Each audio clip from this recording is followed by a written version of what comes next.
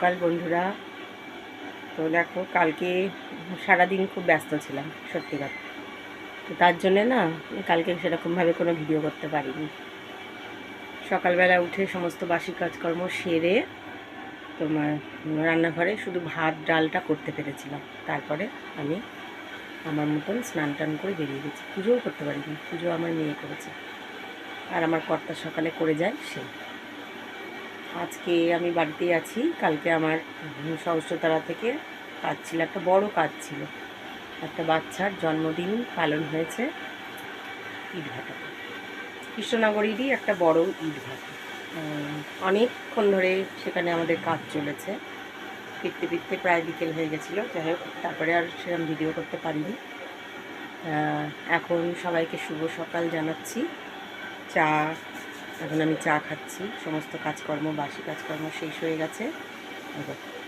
Lemon tea করেছি আজকে, লেবু গোলমরিচ বিট লবণ দিয়ে চা খাচ্ছি। এখনও খাওয়া হয়নি। মেয়ে গেল ড্রয়িং ক্লাসে আর আমি বাসি কাজকর্ম সব সেরে ঠাকুরের বাসন টাসন মেজে ফুল তুলে এইবার এই যে ওনাকে দিলাম চা আর আমি এই যে চা খাবো, তোমাদের সাথে কথা বলছি। এইবার চাটা খাবো, খেয়ে বিছনা টিছনা তুলবো, ওগুলোও এখনও হয়নি। তারপরে আজকে টিফিনটা বলতে তোমাদের দেখাচ্ছি। আজকে টিফিন কিছু বানাবো না।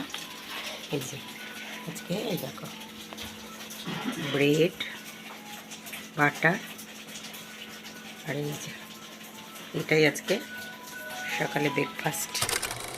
দেখো বন্ধুরা, যোগা সেন্টারে চলে এসেছি। টুক করে যোগা করতে করতেই একটু ভিডিও করে নিলাম। এখানে সবাই গল্প করতে ব্যস্ত, তখন আমি একটু ভিডিও করে নিয়েছি। দেখো যোগা করছি। তো তোমরাও নিশ্চয়ই শরীরচর্চা করো। শুভ সন্ধ্যা বন্ধুরা, তোমরা কি করছো? সকলে নিশ্চয়ই চা খাচ্ছ। হালকা হালকা শীত রয়েছে, গরম গরম চা অথবা গরম গরম কফি দারুণ জমবে।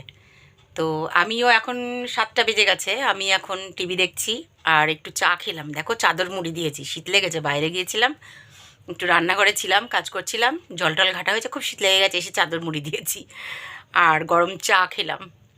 খেয়ে এবার একটু বসে আছি। তারপরে ঠাকুরের বই পড়বো, একটু পাঠ করব, করে তারপরে তোমরা জানিও আমার পাঠ তোমাদের কেমন লাগে। তো আশা করি ভালো লাগবে। তোমরা অনেক নতুন নতুন কিছু জানতে পারবে এই পাঠগুলি শুনলে।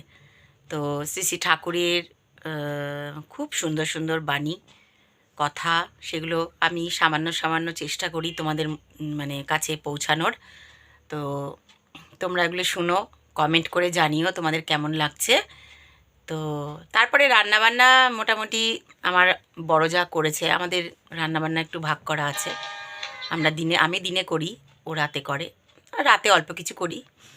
যাই হোক, তো দেখতে থাকো আমার ভিডিওটা। সকল ইষ্টপ্রাণেষু দাদা ও মায়েদের আনন্দিত জয়গুরু। আজ আমি পাঠ করছি শ্রী শ্রী ঠাকুর অনুকূলচন্দ্র নামক বইটি থেকে। শ্রী শ্রী ঠাকুরের বাল্যলীলা। রাজা সাজানো। গ্রামস্থ বালকগণ এই বালককে বড়ই ভালোবাসিত। তাহারা নানা রূপে পুষ্প ও পত্রের মালা এবং মুকুট প্রস্তুত করত এই বালককে রাজা সাজাইয়া খেলা করিত। তন্মধ্যে কেহ কেহ তাহাকে প্রভু বলিয়া সম্বোধন করিত। বর্তমানে একজন যুবক গভর্নমেন্ট অফিসে কার্য করেন। তাহার দেবেন্দ্র। তিনি এখনও তাহাকে প্রভু বলিয়াই মান্য করেন। কেমন লাগলো আমার আজকের পাঠ জানাবেন। সকলকে আনন্দিত জয়গুরু।